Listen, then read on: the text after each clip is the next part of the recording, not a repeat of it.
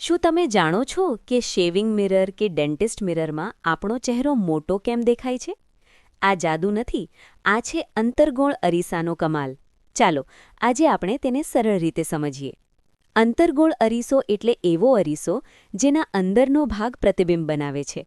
અંતર્ગોળ અરીસો અંદર તરફ વળેલો હોય છે, એટલે કે તેનો પ્રતિબિંબ બનાવતો ભાગ અંદરની બાજુ હોય છે. આ અરીસો પ્રકાશના કિરણોને એક બિંદુ પર ભેગા કરે છે, જેને આપણે ફોકસ કહીએ છીએ. અંતર્ગોળ અરીસાના મુખ્ય ભાગો છે પોલ, ફોકસ અને કેન્દ્ર.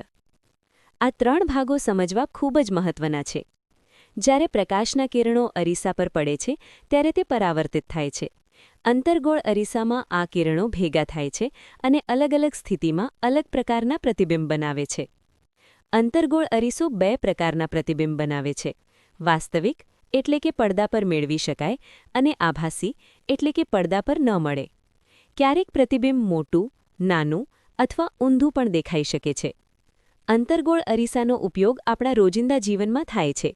શેવિંગ મિરરમાં, ડેન્ટિસ્ટ દ્વારા દાંત ચેક કરવા, કારના હેડલાઇટમાં, સોલર કુકરમાં, કારણ કે તે પ્રકાશને એક જગ્યાએ ભેગો કરે છે. જો તમને આ વિડિયો મદદરૂપ લાગ્યો હોય તો લાઇક કરો અને આવા વધુ વિજ્ઞાનના વિડિયો માટે સબસ્ક્રાઇબ કરો. કોઈ પ્રશ્ન હોય તો કમેન્ટમાં જરૂર પૂછો.